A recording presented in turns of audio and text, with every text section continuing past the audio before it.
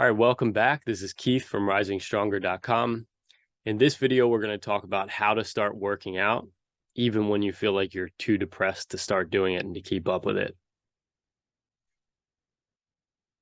Okay, so it's pretty well known and it's very well scientifically backed that movement and exercise are extremely valuable and impactful when it comes to improving and optimizing our mental health. Very good for combating symptoms of anxiety, depression, scatteredness, ADHD kinds of things, improving sleep quality, boosting our metabolism, which plays a big role in our mental health.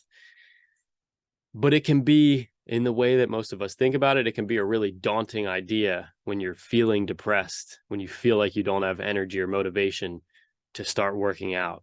It can be the most daunting idea in a lot of cases.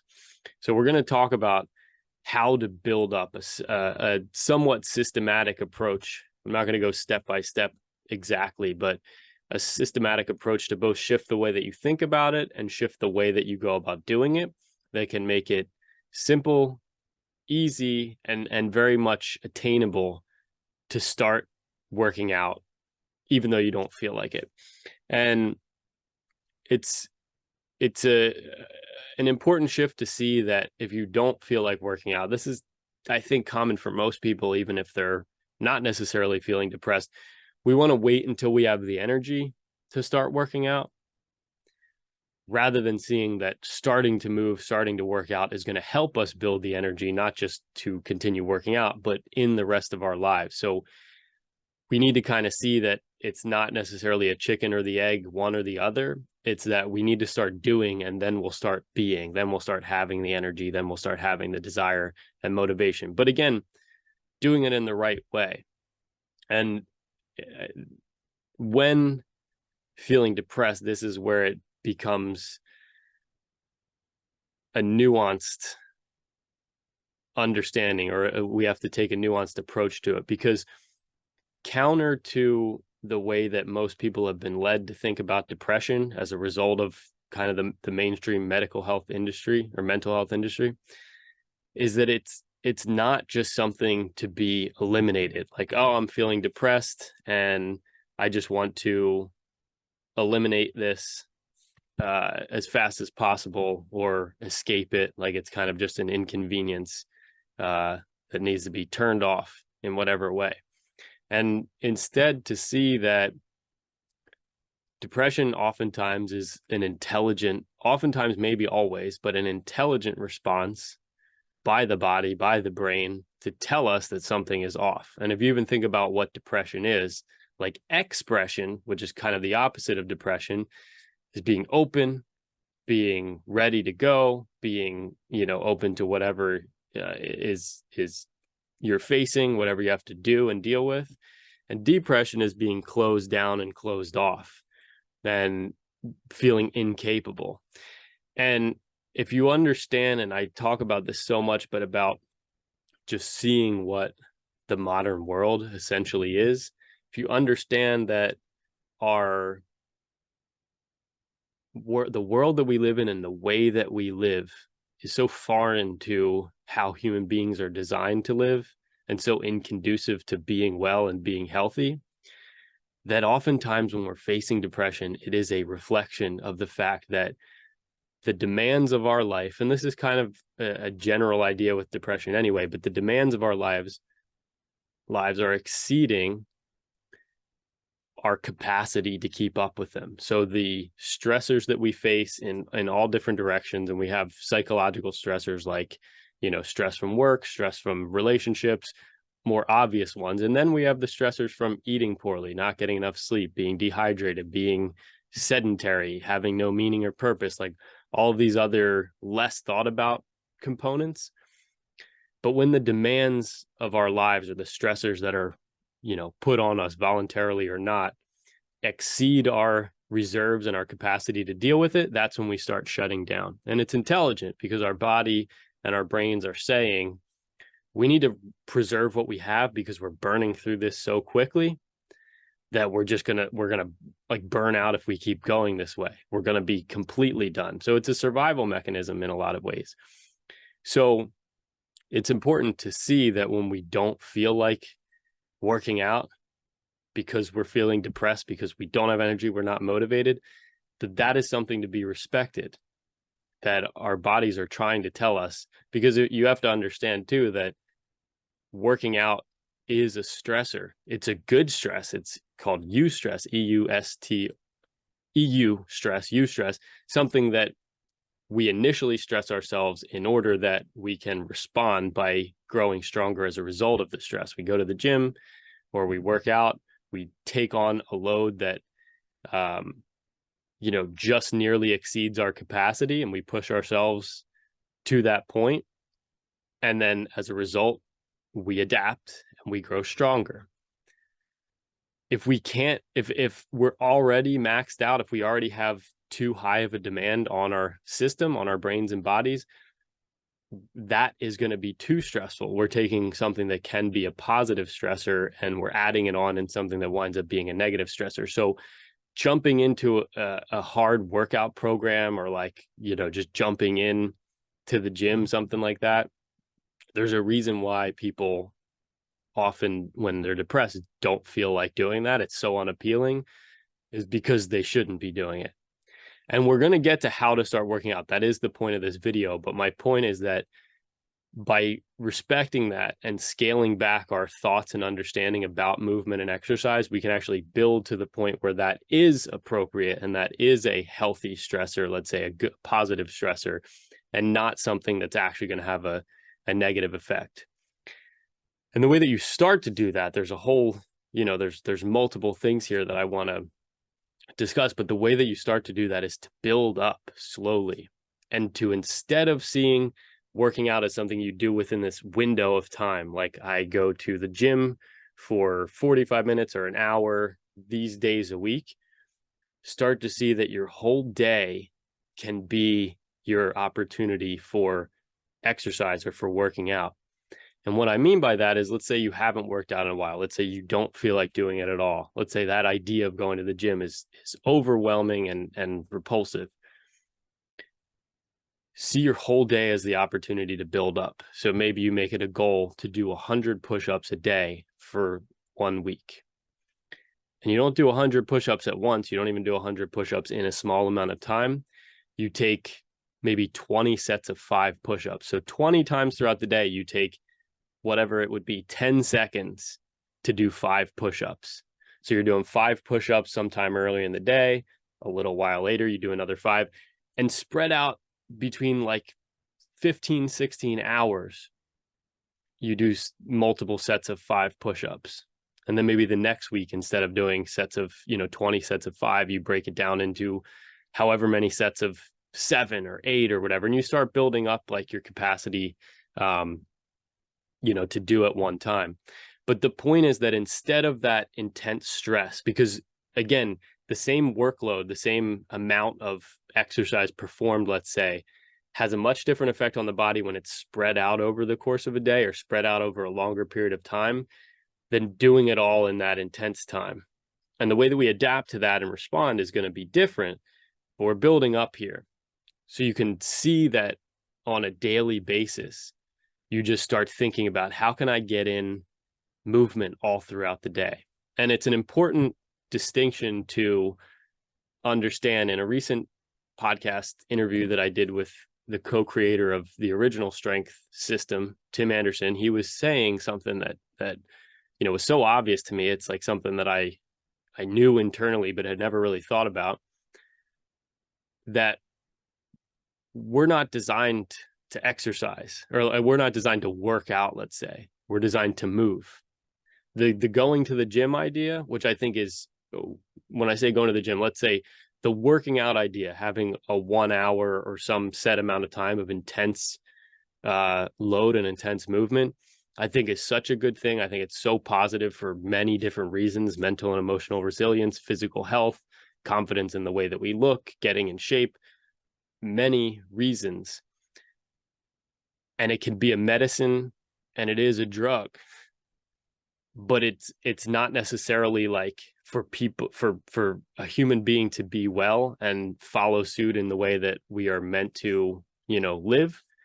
It's not a requirement. What is a requirement to be well and, to function in the way that we are designed to, is to move. So there's a distinction between moving and working out. And so the moving throughout the day, you can get going even when you don't feel like you can work out. And this will help you to build the energy to feel like you can work out. This will help to, essentially assist your nervous system in, I don't want to say like fixing, but let's say building the resilience against depression, lowering anxiety, lowering the stress that we're facing. And so doing this throughout the day, your push-ups, air squats, crawling, like the original strength movements are such a great place to start with this: crawling, rocking, rolling, properly learning to properly breathe. I'll put a link in the description for the video that I have on how to relearn to breathe properly, which is so important. And breathing is movement. It's the foundational and fundamental movement, the movement of our diaphragm.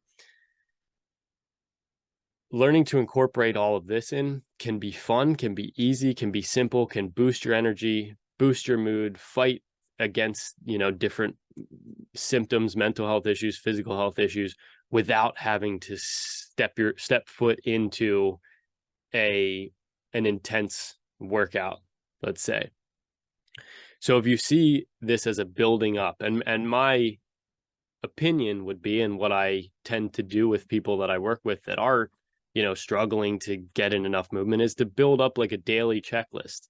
Maybe you have a checklist for 100 push-ups, for 50 air squats. And again, this is all spread out throughout the day in small increments, for a total of 5 minutes of crawling, of 5 minutes of breathing, maybe even breathing while moving. I mean, you should be, but focused breathing while you're moving in some way,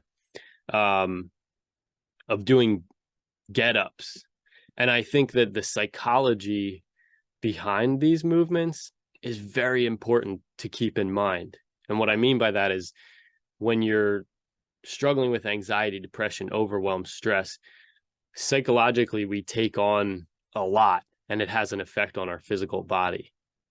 But the beauty of the human being is that we are mind-body beings. So our mind affects our body, but our body also impacts and affects our mind. So by understanding how to go to our body, we can impact our mind. So when you're doing push-ups, let's say, you are actively pushing resistance away from you, or you're using your body as the resistance. Same thing with like a bench press. You are pushing resistance away from you. Psychologically, we read this as feeling empowered. Our body impacts our brain chemistry through these movements. When we do a pull-up, let's say, another great movement to work in throughout the day, get a pull-up bar, put it somewhere where you're, walking in and out of, and do 1 pull-up or 2 pull-ups every time you enter and exit a room, or somewhere where you're going to pass by it, multiple times a day. When we're pulling ourselves up, psychologically, we are also gaining that perspective of being able to pull ourselves up out of a difficult place. Something like a Turkish get-up, I think I mentioned it a minute ago, but is something that I think is worth doing every single day, especially if you're trying to build up, movement, build up energy, get out of a tough place. Getting up off of the ground to stand tall. If you don't know what a Turkish get-up is, maybe look that up. But to stand tall with potentially a weight overhead, but maybe even start without a weight. You definitely want to learn without a weight, but to stand tall and be able to get back down and have full control over the fact that you are getting up off the ground has a profound psychological effect. So we can use these movements, but I think it's even more powerful if we intentionally use them. If we, get down on the ground to do push-ups and not just do them, just doing them is going to help. But in that moment, remember, say to ourselves, this is me pushing the resistance away from myself. This is me pulling myself up with my own strength.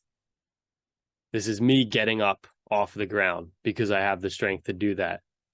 And so these movements throughout the day, especially if you haven't moved in a while, are going to prepare you for more intense workouts. They're going to build you up. They're going to build your energy. They're going to reintroduce mobility and movement and flexibility. So it's actually a much better way for anybody really to get back into the gym. Like the way that people will just jump right into a really intense program, I think oftentimes can be detrimental, but this makes the most sense if you don't feel like you can do that anyway, like literally don't feel like you can do it. And so along with building up throughout the day for the energy component, and this is, something for another video, but I think it's also worth just considering, and I invite you to consider this, of cutting out like junk food and starting to eat real food, at least 80% of the time, eating real food that came from the earth, because this is going to also signal we're not just robots. And the idea of calories in, calories out is not the way that human beings work. When we eat real food that our body registers as food that comes from nature and has all these different components, not just fats, carbohydrates, proteins, micro and macronutrients, but like all these different elements that we don't even, know, like that science can't even register yet, but all that stuff too. And we're taking that in. That is a signal to us too, that there's abundance in the environment and we can burn through the resources that we have. Remember, like the depression is shutting down because we want to conserve the limited amount of resources that we have.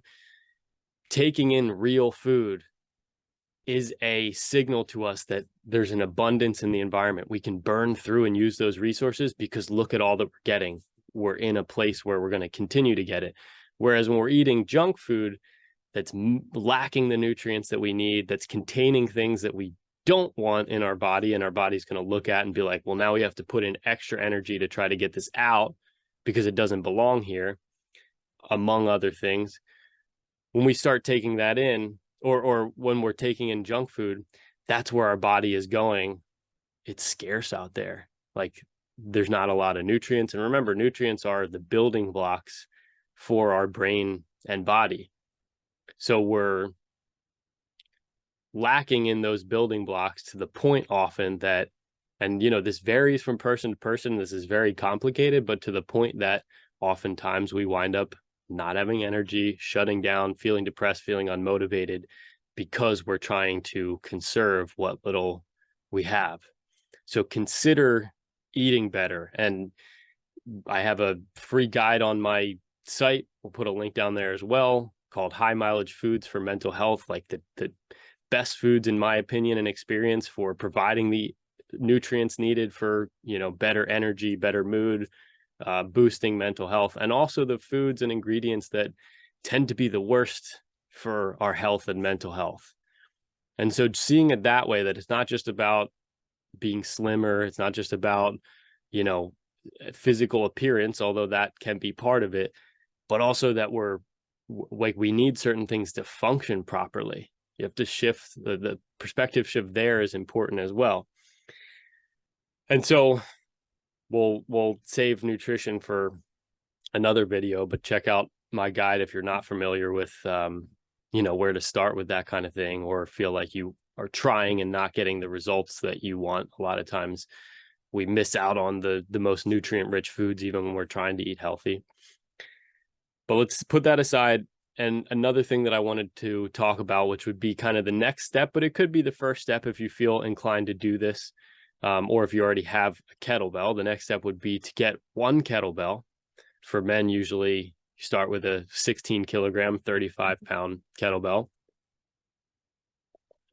and work this into your movements, working it in with carries. So farmer carries, just holding the kettlebell like you would a suitcase and walking back and forth. Another great, body influencing the psychology movement, being able to carry a load, stand up tall, and voluntarily, take on something heavy and move it along with us without stopping or, crippling under the load.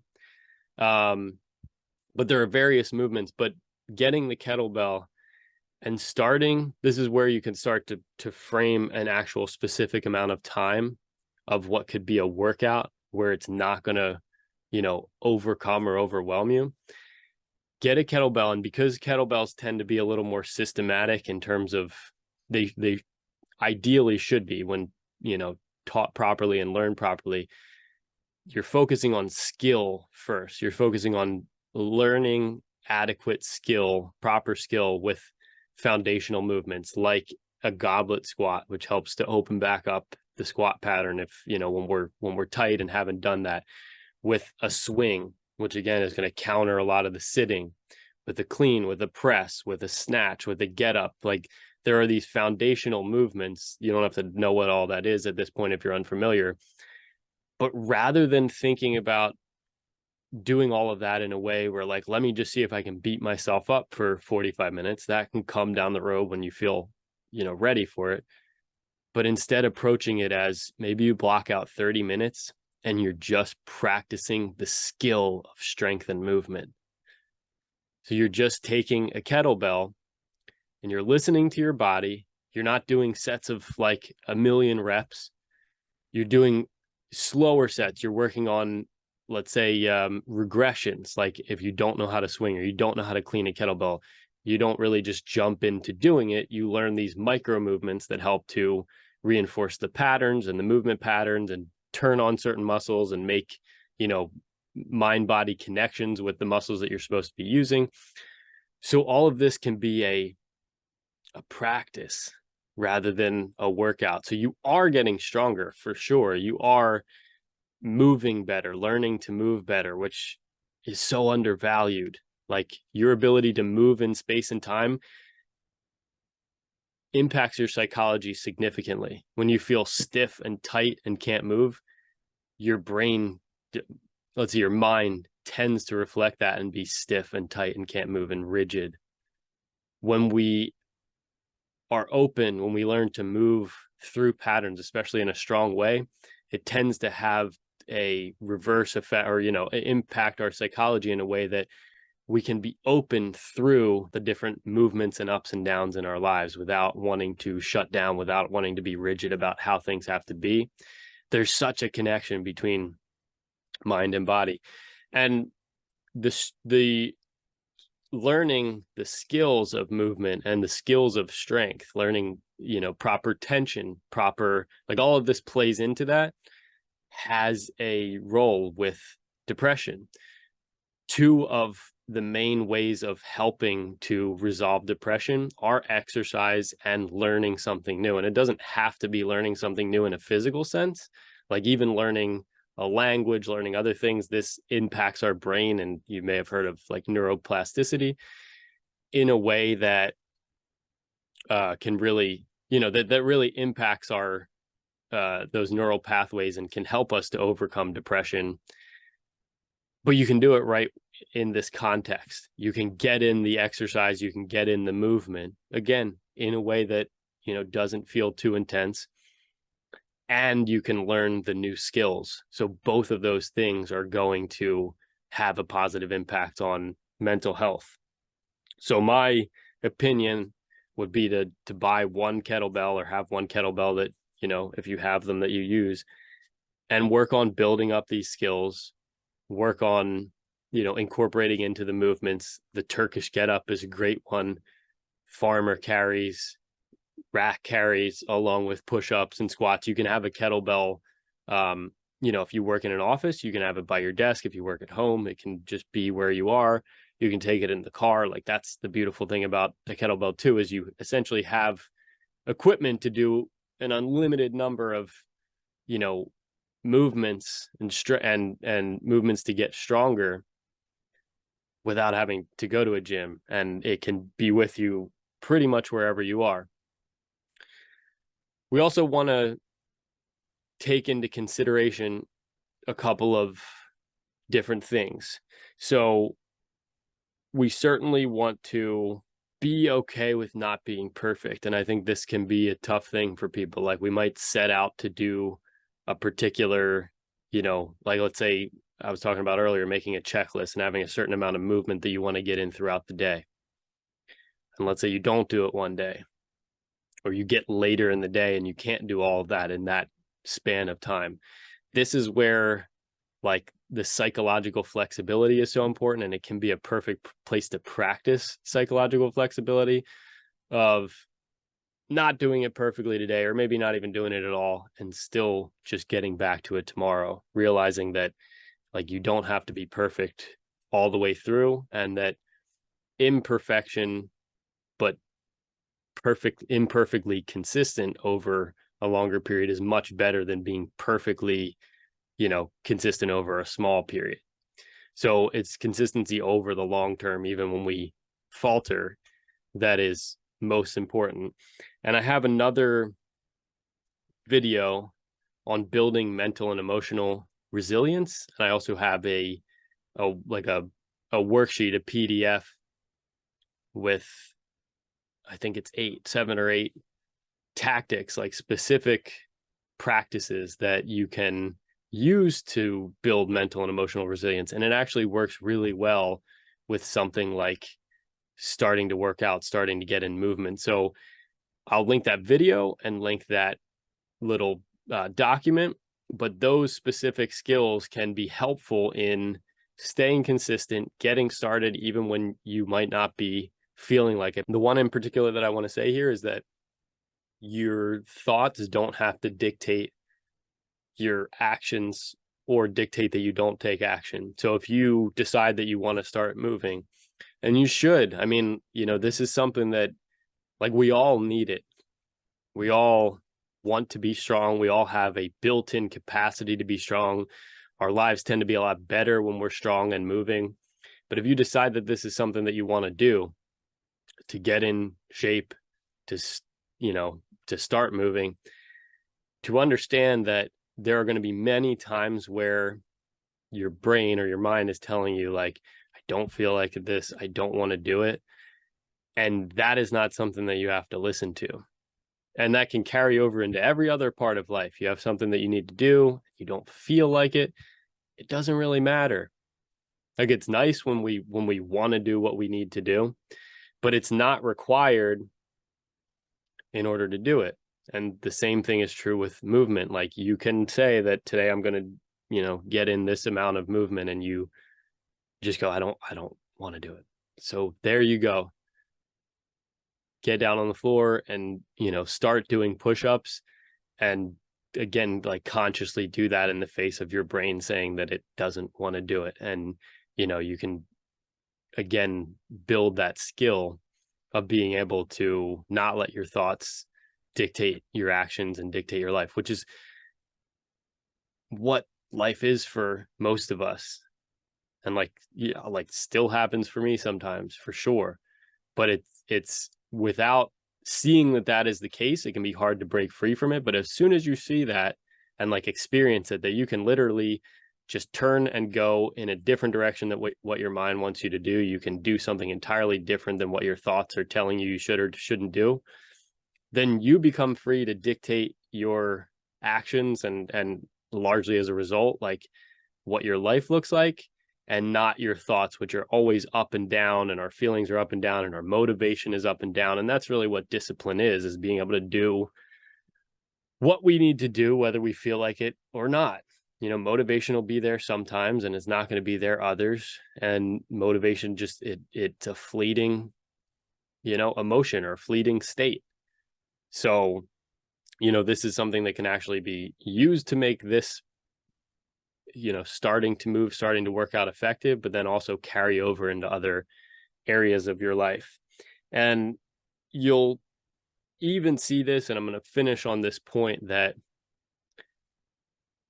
you will never, that there'll be many times where you don't want to work out, you don't want to move, and you do it anyway. You will never regret doing it. Like, there's plenty of times you're not going to want to. You're never going to walk away from it and be like, I wish I had just sat around and watched TV instead. It's never going to happen. So understanding that, keeping that in your back pocket, that you have that tool that you can override that lack of momentum or that stagnation of like, I don't feel like doing this, or I'm not going to do it, and doing it, that 10 times out of 10, you're going to walk away and just feel like, God, thank God I did that. Like, all the stuff that was bogging me down before, it's over there now. Like I still maybe have to deal with it, but it's not on my back at this point. Like or if it is, it feels lighter. And I like to think about the idea, and I encourage you to think about this, that if you're like stuck in your life, if you feel like you're lacking purpose or direction, feeling depressed, feeling unmotivated, start training, eating, and living as if you needed to be strong and energized and ready to go. Like as if you had a real reason in your life to need to be in that state, to need to have those qualities, and see what happens in your life. That's my invitation. And that's something that I believe. I mean, I know firsthand through my own experience, and I see it like so much with other people. Treat your life as if you have a need to be strong and energized and capable, and live accordingly. Eat, train, and live to gain those qualities, and see what happens in your life. Like it will change the way that you interact with the world. It will change the things that you desire, will change your ability to show up in a certain way, and your confidence will change. Like start inside, start within the bounds of what you can reach and what you can control, and then let that extend outwards, and it can be absolutely life-changing. So I'm going to end there. Thank you for taking the time to watch. The resources that I mentioned will be in the description box below. And if you feel like you need personalized guidance in things like movement and nutrition, you can go to risingstronger.com, sign up for a free 30-minute breakthrough chat. We can talk through where you're at, where you need to be, see if coaching would be your right fit. And other than that, again, I appreciate your time. Have a great rest of your day. All right. Thank you for listening. If you've enjoyed this episode, please leave a review on Apple Podcasts, Spotify, or wherever you're listening. If you're watching on YouTube, please like and subscribe, and head over to risingstronger.com. You can join my growing email list by entering your email address or downloading my free guide, the High Mileage Foods for Better Mental Health Guide. I do offer a free 30-minute coaching consultation. You can sign up for that there as well. And again, I appreciate your time. I'll see you in the next episode.